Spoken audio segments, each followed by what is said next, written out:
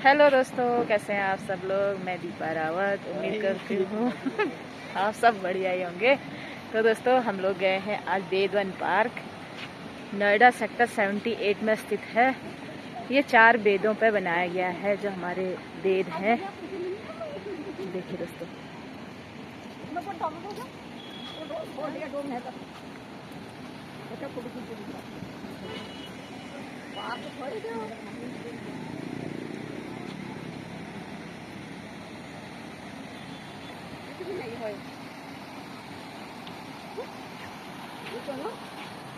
वेद लिखे गए हैं इस पे। वेद, यहाँ पर हमारे वेद लिखे गए हैं। ऋग्वेद, यजुर्वेद, सामवेद और अथर्ववेद, वेदों की शाखाएं लिखी गई हैं। ये देखिए, ऋषि मुनियों के नाम लिखे गए हैं, उपनिषद लिखे गए हैं।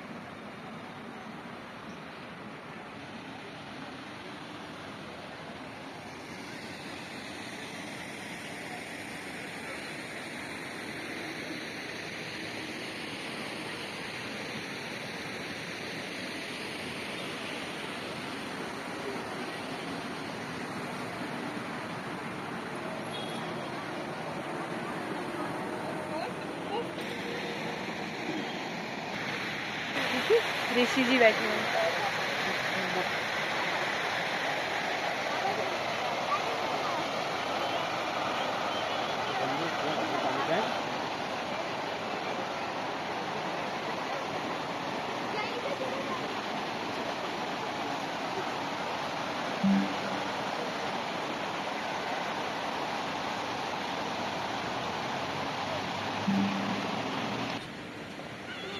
बहुत अच्छा पार्क है।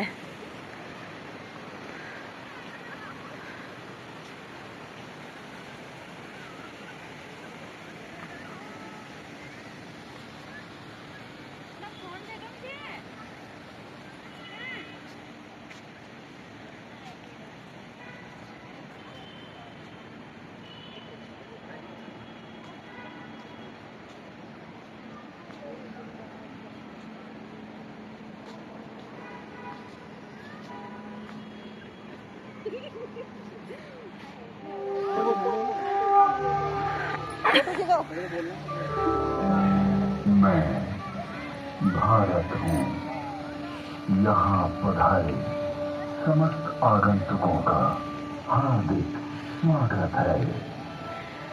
भारत में आदिकाल की विलुप्त हो रही ऋषि परंपरा का पुनरुत्थान की गाथा वेदवन से प्रारंभ करने की चेष्टा की गई है।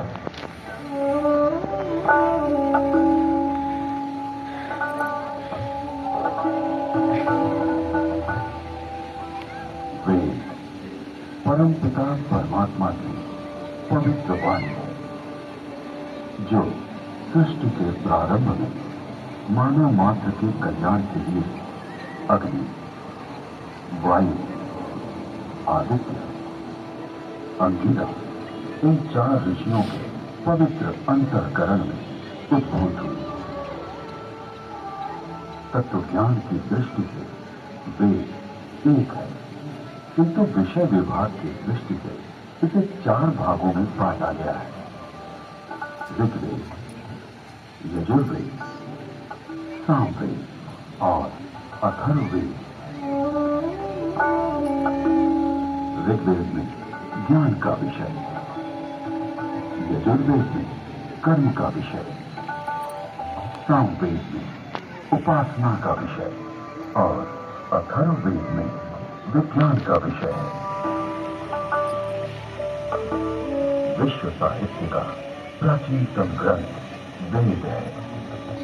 मानव जाति के प्राचीनतम ग्रंथ होने के कारण उस समय की सभ्यता, संस्कृति, आचार विचार और कर्तव्य आदि को जानने का स्रोत वेद है। भारतीय दर्शन, साहित्य, ललित कला, संगीत, ज्योतिष, ज्ञान विज्ञान, वेदों में है। वस्तुतः वे संसार की समस्त पदार्थों का बोध कराते हैं। वेद के भाष्यकार आचार्य सायर कहते हैं, इष्ट की प्राप्ति एवं अनिष्ट के परिहार के अलौकिक उपाय को बतलाने वाले ग्रंथ वेद सबके द्वारा पूजनीय और यजनीय परमात्मा से ऋग्वेद, यजुर्वेद, सामवेद और अथर्ववेद प्रकट हुए। ऋग्वेद के मंत्र दृष्टा ऋषि कहते हैं, तस्मात् विज्ञातस्य वरदा ऋचा सामानि जग्गिरे छंदांसि जग्गिरे तस्मात् तेजस्त तस्माद् ऋग्वेद, जिसके द्वारा विभिन्न देवताओं की स्तुति की जाती, उसे ऋग कहते हैं। ऋच्यते सूर्यते अन्य इति ऋग।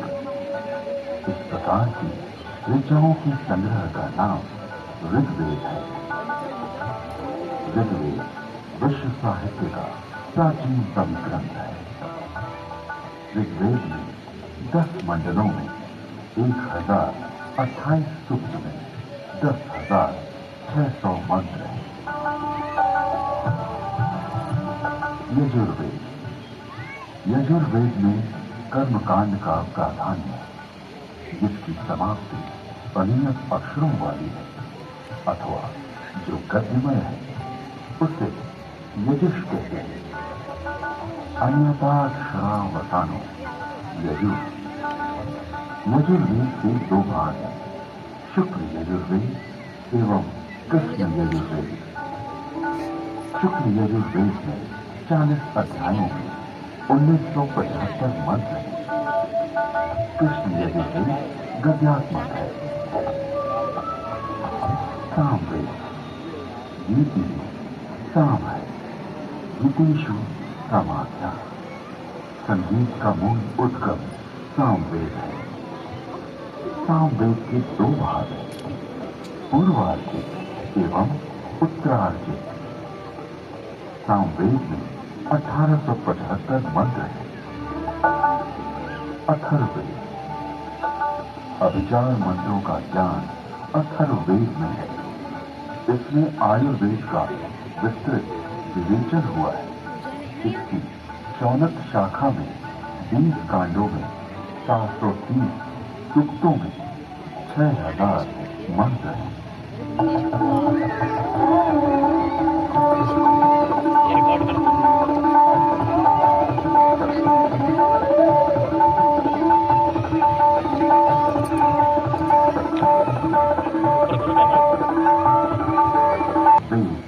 श्रुति परंपरा से अक्षुण रहे। वैदिक ऋषियों ने वेदों को कंठस्थ किया और अपने शिष्यों को इसका श्रवण कराया। शिष्यों ने सुनकर वेदों को कंठस्थ किया और उन्होंने अपने शिष्यों को सुनाकर कंठस्थ कराया। इस प्रकार श्रुति परंपरा से वेद अक्षुण बने रहे। वेदों में किसी भी प्रकार की मिलावट न हो सके, इसके लिए वैदिक ऋषियों ने विकृति पाठों का निर्माण किया। वेदों में मंत्र दृष्टा ऋषियों का उल्लेख है, जिन्होंने मंत्रों का साक्षात्कार किया। इस परंपरा में सप्त ऋषियों का विशेष महत्व बतलाया गया है। सप्त ऋषियों का वैशिष्ट्य उपनिषद एवं पुराणों में मिलता है। ये 7 ऋषि हैं: वशिष्ठ, विश्वामित्र, जमदग्नि, भारद्वाज, अत्रि, गौतम, अगस्त्य। वेदों में अनेक ऋषिकाओं का भी उल्लेख है।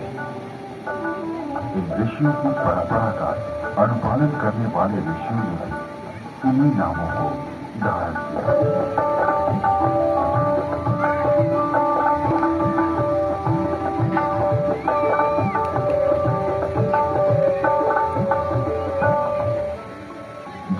आविष्कारों का श्रेय पाश्चात्य जगत द्वारा लिया गया है, उसे हमारे प्राचीन ऋषियों द्वारा तथ्य सहित हजारों वर्ष पूर्व प्रमाण सहित वेदों में उल्लिखित किया गया है।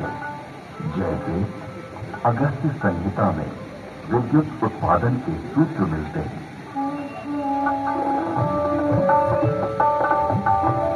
एक मिट्टी का पात्र लें, उसमें ताम्र पट्टिका कॉपर शीट डालें तथा शिखग्रीवा कॉपर सल्फेट डालें।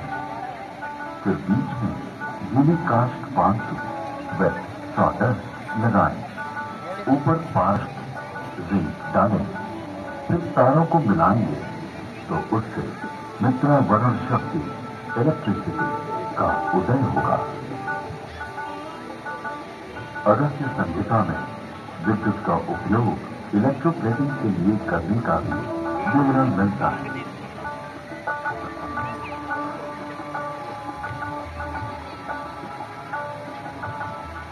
अतः अगस्त्य को कुंभोदक बैटरी बोन भी कहते हैं।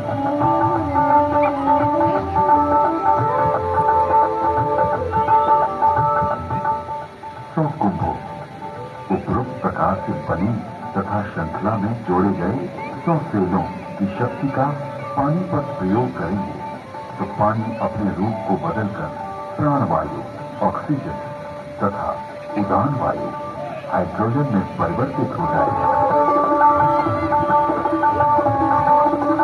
स्वर्ण अथवा रजत के लेप को सत्कृति कहा जाता है। लोहे के पात्र में सुशक्त जल तेजाब का घोल इसका सानिध्य पाते हैं।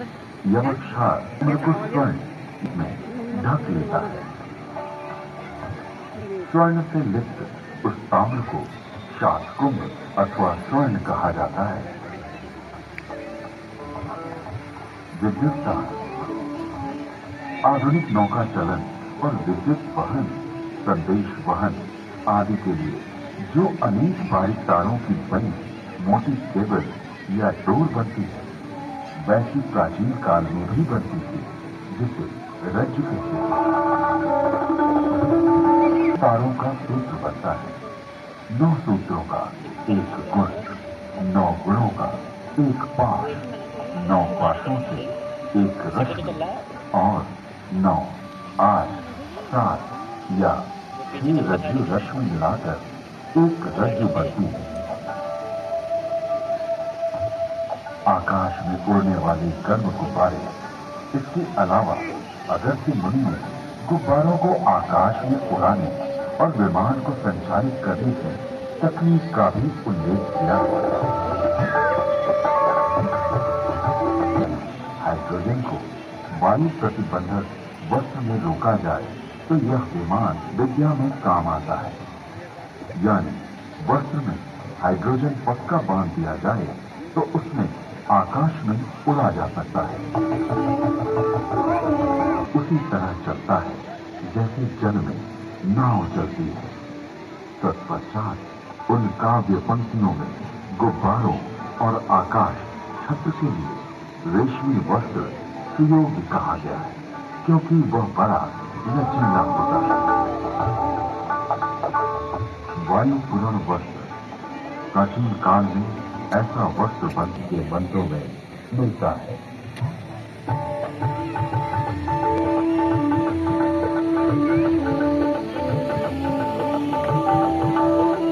यह पृथ्वी घूमती है अपनी माता अंतरिक्ष के सामने रहते हुए।